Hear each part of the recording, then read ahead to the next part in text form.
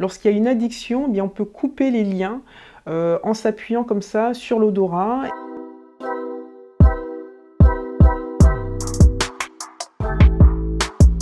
La Trélosone, je suis thérapeute, conseil en émotion également, donc je vais utiliser les huiles essentielles en olfactothérapie et également les élixirs floraux pour aider les personnes à harmoniser les émotions, puisque c'est important pour elles qu'elles soient dans une harmonie émotionnelle, de façon à pouvoir passer des zones de turbulence émotionnelle qui seraient trop compliquées à vivre.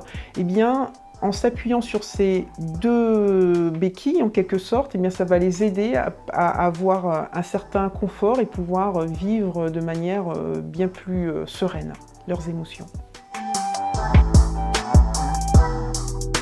La phytothérapie, c'est un domaine qui est assez vaste et qui va comprendre l'aromathérapie, donc la thérapie par les huiles essentielles, mais également la florithérapie, donc la thérapie par les fleurs. On aura également la gémothérapie, donc qui est en fait tout simplement de se baser sur des bourgeons eh bien pour se soigner. Donc la phytothérapie, c'est la thérapie par les plantes. Un phyto, c'est les plantes et thérapie, le soin.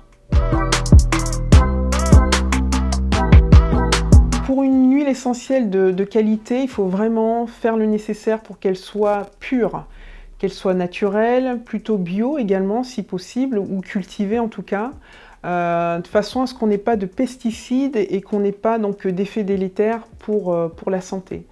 C'est important également que l'huile essentielle soit chémotypée, c'est-à-dire que le chémotype, c'est en quelque sorte la carte d'identité de l'huile essentielle. Ça va vous permettre de connaître l'origine botanique de l'huile essentielle, sa composition au niveau moléculaire également. Donc là, vous aurez un gage de qualité de l'huile essentielle.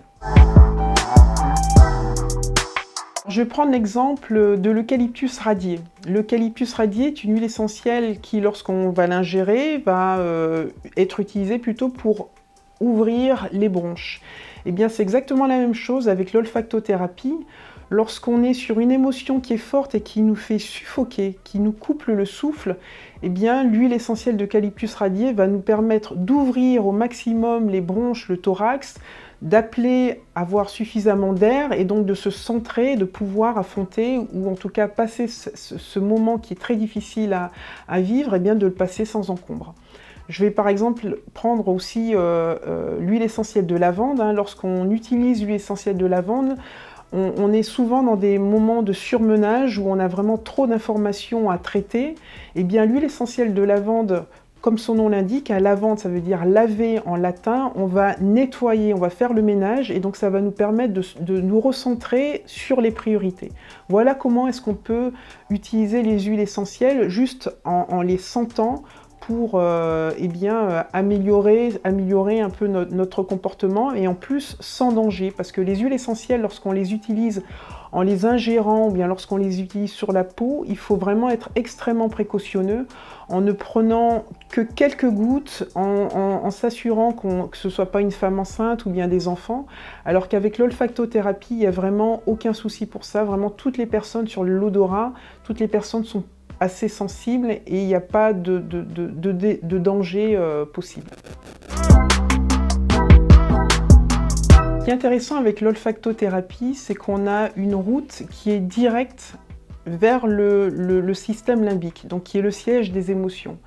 Et donc du coup, on va pouvoir débloquer des blocages du passé. On peut également, en sentant une huile essentielle, induire une détente, booster des facultés cognitives, pouvoir également couper des liens par rapport au passé, mais par exemple sur des choses plutôt addictives. On est sur par exemple fumer des cigarettes ou n'importe quoi, mais lorsqu'il y a une addiction, eh bien, on peut couper les liens.